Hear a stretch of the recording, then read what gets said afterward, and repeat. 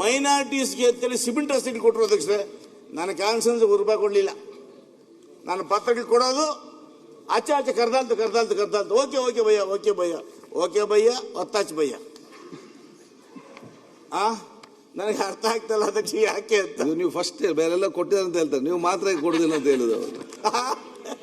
19,698 ಮನೆ ಇದ್ರೆ ಒಂದು ಜಿಲ್ಲೆಗೆ 4 ಮನೆ ಕೊಡ್ತೀರಿ. ನಿಮ್ಗೇನು ಮನುಷ್ಯತ್ವ ಇಲ್ವಾ, ಮಾನವೀಯತೆ ಇಲ್ವಾ ಅಧ್ಯಕ್ಷರೇ? 4 ಮನೆಗಳನ್ನು ಕೊಡ್ತಾರೆ ಅಂದ್ರೆ ಅವರ ಮನಸ್ಥಿತಿ ಯಾವ ರೀತಿ ಇದೆ ಬಡವರ ಪರವಾಗಿ? ಅಧ್ಯಕ್ಷರೇ, ನಾನು ನನ್ನ ಜಿಲ್ಲೆಗೆ ಅಥವಾ ನನ್ನ ತಾಲೂಕಿಗೆ ಕನಿಷ್ಠ ಪಕ್ಷ 100 ಮನೆಗಳಾದರೂ ಕೊಡಿ ಮರುಹಂಚಿಕೆಯಲ್ಲಿ ಅಂತೇಳಿ 6-7 ಬಾರಿ ಪತ್ರಗಳನ್ನು ಕೊಟ್ಟಿದೆ ಅಧ್ಯಕ್ಷರೇ. ಗೌರವ ಸಚಿವರು ಹಂಚಿಕೆ ಜಿಲ್ಲಾದ್ಯಂತ ಮಾಡಿದ್ದಾರೆ. ಅದಕ್ಕೆ ಬಹಳ ಸಂತೋಷ ಏನು ಅಧ್ಯಕ್ಷ ಅಂದ್ರೆ, ಕೋಲಾರ ಜಿಲ್ಲೆಗೆಲ್ಲ ಕೂಡ 19,698 ಮನೆಗಳಲ್ಲಿ ಕೊಟ್ಟಿರೋದು ಬರೀ 4 ಮನೆಗಳು ಅಧ್ಯಕ್ಷರೇ. ಅದು 4 ಮನೆಗಳು ಇಡೀ ಜಿಲ್ಲೆಗೆ. ಬಹಳ ಸಂತೋಷ ಆಯ್ತು ಅಧ್ಯಕ್ಷರೇ. ಎಲ್ಲೋ ಒಂದು ಕಡೆ ನಮಗೆ ಖುಷಿ ಆಯ್ತು, ಪರವಾಗಿಲ್ಲಪ್ಪ, ನನ್ನ ಜಿಲ್ಲೆಯಲ್ಲಿ ಬಡವರೇ ಇಲ್ಲ, ಯಾರಿಗೂ ಮನೆ ಆಗತ್ತೆ ಇಲ್ಲ. ಸಚಿವರು ನಾವು ಮನವಿ ಮಾಡಿದ್ರು ಕೂಡ ಕನಿಷ್ಠ ಪಕ್ಷ ಆ ಮನವಿ ಕೂಡ ಸ್ಪಂದಿಸಲಿಲ್ಲ ಅವರು ಅಂತ ಹೇಳಿ 4 ಮನೆಗಳನ್ನು ಕೊಡ್ತಾರೆ ಅಂದ್ರೆ ಅವರ ಮನಸ್ಥಿತಿ ಯಾವ ರೀತಿ ಇದೆ ಬಡವರ ಪರವಾಗಿ? ಗ್ರಾಮೀಣ ಬರ್ತಕ್ಕಂಥ ಹರಿಜನರು ಮತ್ತು ಗಿರಿಜನರು ಬಡವರ ಬಗ್ಗೆ ಆ ಜಿಲ್ಲೆಯಲ್ಲಿ ಆ ಮನಸ್ಥಿತಿ ಯಾವ ರೀತಿ ಇದೆ ಅಂತ ಹೇಳಿದ್ರೆ ಬಹಳ ನೋವಾಗುತ್ತೆ ಅಧ್ಯಕ್ಷರೇ. ನಾನು ಕೂಡ ಸೀನಿಯರ್ MLA ಆಗಿ ಹಿಂದೆ ಕೂಡ ಇದ್ದೀನಿ. ನಾನು ಆ ಹಿಂದೆ ಸಿದ್ದರಾಮಯ್ಯ ಕಾಲದಲ್ಲಿ ನಾವು ಸಾಕಷ್ಟು ಮನೆಗಳನ್ನು ಕೊಡ್ತಾ ಇದ್ದೀವಿ, ಅನ್ಲಿಮಿಟೆಡ್ ಕೊಡ್ತಾ ಇದ್ದೀವಿ ಮನೆಗಳನ್ನು. ನಮ್ಮ ದುರ್ಗತಿ ಎಲ್ಲಿಗೆ ಬಂದಿದೆ ಅಧ್ಯಕ್ಷರೇ? ಈ ಸಚಿವರ ಕಾಲದಲ್ಲಿ ಕನಿಷ್ಠ ಪಕ್ಷ ಮರು ಹಂಚಿಕೆಯಲ್ಲಿ ಬೇಡ, ಹೊಸ ಮನೆಗಳು ಬೇಡ, ಸರ್ಕಾರ ಕೊಡಲಿಲ್ಲ, ಓಕೆ. ಮರು ಹಂಚಿಕೆಯಲ್ಲಿ 19,698 ಮನೆ ಇದ್ರೆ ಒಂದು ಜಿಲ್ಲೆಗೆ 4 ಮನೆ ಕೊಡ್ತೀರಿ. ನಿಮ್ಗೇನು ಮನುಷ್ಯತ್ವ ಇಲ್ವಾ, ಮಾನವೀಯತೆ ಇಲ್ವಾ ಅಧ್ಯಕ್ಷರೇ? ಇದನ್ನು ನಾನು ಬಹಳ ನೋವಿನಿಂದ, ಯಾಕಂದ್ರೆ ಬಹಳ ನೋವಿನಿಂದ ಈ ಒಂದು ಸಚಿವರ ಒಂದು ಕಾರ್ಯವೈಖರಿ ಆ ಜಿಲ್ಲೆಯನ್ನ ಯಾವ ರೀತಿಯಾಗಿ ನಿರ್ಲಕ್ಷ್ಯ ಮಾಡಿರೋದಕ್ಕೆ ಈ ಕಾರ್ಯವೈಖರಿ ಎಷ್ಟು ಮಟ್ಟಿಗೆ ಇದೆ ಅಂತೇಳಿ ನಾನು ತಮ್ಮ ಮೂಲಕ ಅವರನ್ನು ಪ್ರಶ್ನೆ ಮಾಡ್ತೀನಿ. ಸನ್ಮಾನ್ಯ ಸಚಿವರು ಪೂರ್ತಿ ಹೇಳ್ಬಿಡ್ತೀನಿ, ಹಾಗೆ ಪೂರ್ತಿ ಹೇಳ್ಬಿಡ್ತೀನಿ. ಒಟ್ಟೆ ಉತ್ತರ ಕೊಡಿ ಬ್ರದರ್, ಒಟ್ಟೆ ಉತ್ತರ ಕೊಡಿ. ಇಲ್ಲ ಒಟ್ಟಿಗೆ ಕೊಡಿ ಅಧ್ಯಕ್ಷರೇ. ಬೆಳಿಗ್ಗೆ ಬಜೆಟ್ ಮೇಲೆ ಬಹಳ ಒಳ್ಳೆ ಮಾತಾಡಿದ್ದಾರೆ, ಸರ್ಕಾರ ಒಳ್ಳೆ ಮಾಡಿದೆ ಅಂತೇಳಿ ಗಂಟೆಗಟ್ಟಲೆ ಮಾತಾಡಿದ್ದಾರೆ. ಈಗ ಮಾತಾಡ್ತಾರಲ್ಲ ಅವರು. ಸನ್ಮಾನ್ಯ ಅಧ್ಯಕ್ಷರೇ, ಈಗ ಸನ್ಮಾನ್ಯ ಸದಸ್ಯರು 3 ವರ್ಷದಿಂದ ಮನೆಗಳು ಕೊಟ್ಟಿಲ್ಲ ಅಂತ ಅವ್ರ ಪ್ರಶ್ನೆನ ಕೇಳಿದ್ದಾರೆ. ಯಾರಿಗೂ 3 ವರ್ಷದಿಂದ ಮನೆಗಳು ಕೊಟ್ಟಿಲ್ಲ. ಕಾರಣ ಅಂದರೆ 2013 ಹಿಡ್ಕೊಂಡು 2018ವರೆಗೂ ಹಿಂದಿನ ಸರ್ಕಾರದಲ್ಲಿ ಸಿದ್ದರಾಮಯ್ಯ ಮುಖ್ಯಮಂತ್ರಿ ಇರುವಾಗ 14,50,056 ಮನೆಗಳು ಸ್ಯಾಂಕ್ಷನ್ ಮಾಡಿದರು. ಅದಾದಮೇಲೆ BJP ಮತ್ತು ಸಮ್ಮಿಶ್ರ ಸರ್ಕಾರದಲ್ಲಿ 5 ಲಕ್ಷ ಮನೆಗಳು ಸ್ಯಾಂಕ್ಷನ್ ಮಾಡಿದರು.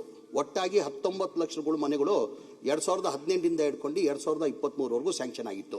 ನಮ್ಮ ಸರ್ಕಾರ ಮೊನ್ನೆ ಬಂದಾದಮೇಲೆ ಆನ್ಗೋಯಿಂಗ್ ಕೆಲಸ ನಡೀತಾ ಇತ್ತು. 9.5 ಲಕ್ಷ ಆನ್ಗೋಯಿಂಗ್ ಮನೆಗಳು ನಡೀತಾ ಇತ್ತು ಕೆಲಸ.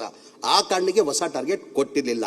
ನನ್ನ ಅವಧಿ ನಮ್ಮ ಸರ್ಕಾರ ಬಂದಾದಮೇಲೆ ಕ್ಯಾನ್ಸಲೇಷನ್, ಯಾರು ಕೆಲಸಗಳು ಅನ್ಸ್ಟಾರ್ಟ್ ಮಾಡಿದ್ರು ಅವ್ರನ್ನ ಕ್ಯಾನ್ಸಲೇಷನ್ ಮಾಡಿ ಇಡೀ ರಾಜ್ಯಕ್ಕೆ 1,07,000ದಲ್ಲಿ ಯಾರ್ಯಾರು ಬೇಡಿಕೆ ಸಿಕ್ಕಾಪಟ್ಟೆ ಇದೆ. 20 ಲಕ್ಷ ಮೇಲೆ ಬೇಡಿಕೆ ಇದೆ. ಅದರಲ್ಲಿ ಯಾರ್ಯಾರು ಬೇಡಿಕೆ ಇತ್ತು ಅವ್ರಿಗೆಲ್ಲ ನಾನು 1000 ಮನೆ, 200 ಮನೆ, 100 ಮನೆ ಹಂಗೆ ಕೊಟ್ಕೊಂಡು ಹೋಗಿದ್ದೀನಿ. ಕೋಲಾರ್ಗೆ ನೀವು ಮನವಿಯನ್ನು ಕೊಟ್ಟಿಲ್ಲ ಅಂತ ಈಗ ನನ್ನ ಗಮನಕ್ಕೆ ಬಂತು. ಮನೆಗಳು ಯಾವುದೂ ಇಲ್ಲಿ ಟಾರ್ಗೆಟ್ ಕೊಟ್ಟಿಲ್ಲ. ಈ ವರ್ಷ ಟಾರ್ಗೆಟ್ ಕೊಟ್ಟಿದ್ದಾರೆ ಸನ್ಮಾನ್ಯ ಅಧ್ಯಕ್ಷರೇ. ಈ ಬಾರಿ ಬಜೆಟಲ್ಲಿ 1 ಲಕ್ಷ ಟಾರ್ಗೆಟ್ ಕೊಟ್ಟಿದ್ದಾರೆ. ಅದರಲ್ಲೂ ಏನು 1,20,000 ಇತ್ತು ಸುನಿರಣ್ಣ, ಅದಕ್ಕೆ 2 ಲಕ್ಷ ಮಾಡಿದ್ದಾರೆ. SC ST 2 ಲಕ್ಷ ಏನಿತ್ತು 3 ಲಕ್ಷ ಮಾಡಿದ್ದಾರೆ. ಈಗಂದರೆ 1,20,000ದಲ್ಲಿ ಏನೇನೂ ಮಾಡೋಕ್ಕೆ ಸಾಧ್ಯ ಆಗಲ್ಲ. ಆ ಕಾರಣಕ್ಕೆ ನಾನೇ ಮಾನ್ಯ ಮುಖ್ಯಮಂತ್ರಿಗಳು ತಾವು ಮನವಿ ಮಾಡಿ, ಸರ್ 1,20,000 ಏನು ಮಾಡೋಕ್ಕಾಗಲ್ಲ, ಅವ್ರು ಹೆಚ್ಚು ಮಾಡಬೇಕಂತ ಹೇಳ್ಬಿಟ್ಟು ಈ ಬಾರಿ ಹೆಚ್ಚು ಮಾಡಿದ್ದಾರೆ, ಟಾರ್ಗೆಟ್ ಕೊಟ್ಟಿದ್ದಾರೆ. ಆ ಟಾರ್ಗೆಟಲ್ಲಿ ಮನೆ ಸದಸ್ಯರು ಏನು ಕೇಳಿದ್ದಾರೆ, ಅವ್ರ ಬೇಡಿಕೆ ಏನು ಕೇಳಿದ್ದಾರೆ ಆ ಮನೆಗಳು ಮಾಡಿಕೊಡ್ತಾರೆ. ಅದ್ರ ಜೊತೆಲಿ ತಾವು ಬೆಳಗ್ಗೆ ನಾನು ಹೇಳ್ತೀನಿ, ಸುನೀಲ್ ಬಜೆಟ್ ಬಗ್ಗೆ ಮಾತಾಡುವಾಗ ಕಂಪ್ಲೀಟ್ ಮಾಡ್ತೀನಿ. ಆಮೇಲೆ 1 ನಿಮಿಷ ಅವರು ಎದ್ದಿತ್ತಿದ್ರು ಅವ್ರಿಗೆ ಹೇಳ್ಬಿಡ್ತೀನಿ ನಾನು. ತಾವು ಬೆಳಗ್ಗೆ ಕೇಳಿದ್ರಿ ಆಮೇಲೆ ಮಾತಾಡಿ ಅಂತ ತಾವು ಹೇಳಿದ್ರಿ. ತಾವು ಬೆಳಗ್ಗೆ ಕೇಳಿದ್ರಿ ಆಸ್ಯ ಮನೆಗಳು 1 ಮನೆ ಕೊಟ್ಟಿಲ್ಲ ಅಂತ ತಾವು ಕೇಳಿದ್ರಿ. 2019 ಹಿಡ್ಕೊಂಡು 2023ವರೆಗೂ ತಾವು ಮಂತ್ರಿ ಆಗಿದ್ರಿ, ತಮ್ಮದೇ ಸರ್ಕಾರ ಇತ್ತು.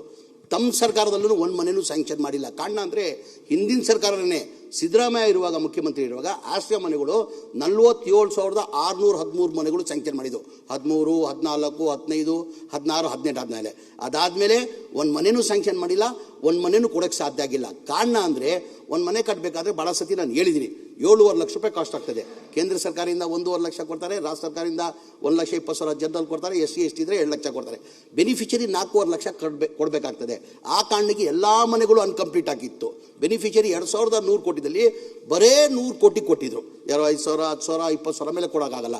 ಮನೆ ಮುಖ್ಯಮಂತ್ರಿಗಳು ಹೆಂಗ್ ಸ್ಲಮ್ ಹೊಡೆದು 1,80,253 ಮನೆಗಳು ಏನು ಇವತ್ತು ಸರ್ಕಾರ 4 ಲಕ್ಷ ನಾವೇ ಕೊಟ್ಟು ಒಪ್ಕೊಂಡು ಕಟ್ಕೊಡ್ತಾ ಇದ್ದೀವಿ ನಾವು, ಆ ಥರ ಆಶ್ರಯ ಮನೆಗಳಿಗೂ ಮಾಡಬೇಕಂತ ಮನೆ ಮುಖ್ಯಮಂತ್ರಿಗೆ ಮನವಿ ಇಟ್ಟಿದ್ದೀನಿ. ಮನೆ ಮುಖ್ಯಮಂತ್ರಿಗಳು 2-3 ಮೀಟಿಂಗ್ ಮಾಡಿ ಈ ಬಜೆಟಲ್ಲಿ ತರ ಕೇಳಿದ್ದಾರೆ. ಹಾಗಾಗಿ ಆ ಮನೆಗಳು ಅನ್ಕಂಪ್ಲೀಟ್ ಇದ್ದಿದ್ದಕ್ಕೆ ಅದಕ್ಕೂ ಟಾರ್ಗೆಟ್ ಕೊಟ್ಟಿಲ್ಲ. ತಮ್ಮದೇ ಸರ್ಕಾರ ಐತಿಲ್ಲ, ಅವಾಗ ತೊಗೊಂಡ್ಬೋದಾಗಿ ಟಾರ್ಗೆಟ್. ಏನಿಗೆ ಒಂದು ಮನೆಯೂ ಕೊಟ್ಟಿಲ್ಲ. ಈ ಆಶ್ರಯ ಮನೆಗಳು ಕೊಟ್ಟಿರೋದು 47,613 ಮನೆಗಳು ಹಿಂದಿನ ಸರ್ಕಾರದ ಸಿದ್ದರಾಮಯ್ಯ ಮುಖ್ಯಮಂತ್ರಿನೇ ಕೊಟ್ಟಿದ್ದು. ತಮ್ಮ ಸರ್ಕಾರ, ಸಮ್ಮಿಶ್ರ ಸರ್ಕಾರದಲ್ಲಿ ಒಂದು ಮನೆಯೂ ಆಶ್ರಯ ಮನೆಗಳು ಕೊಟ್ಟಿಲ್ಲ. ಆ ಕಾರಣಕ್ಕೆ ಕ್ಯಾಬಿನೆಟ್ ಅಲ್ಲಿ ತರ ಕೇಳಿದ್ದಾರೆ, ಕೊಟ್ಟಿದ್ದಾರೆ. ಈಗ ಮನೆ ಸದಸ್ಯರು ಏನು ಕೇಳಿದ್ದಾರೆ, ಅದು ಮನೆಗಳು ಹೊಸ ಟಾರ್ಗೆಟ್ ಕೊಟ್ಟಿದ್ದಾರೆ. ಒಳ್ಳೇದಾಯ್ತು, ನೀನು ತಗೊಂಡಿಲ್ಲ. 1,20,000 ಮತ್ತು 2 ಲಕ್ಷ ಇದ್ದಿದ್ದು ಈಗ ಹೆಚ್ಚಾಗಿದೆ. ಈಗ 2 ಲಕ್ಷ ಮತ್ತು 3 ಲಕ್ಷ ಆಗಿದೆ. ಅದರಲ್ಲಿ ತಾವೇನು ಕೇಳ್ತೀರಾ ಮನೆಗಳು ಕೊಡ್ತೀನಿ ಸರ್. ಅಧ್ಯಕ್ಷರೇ, ಇಲ್ಲ ನನ್ನ ಪ್ರಶ್ನೆ ಅದಲ್ಲ.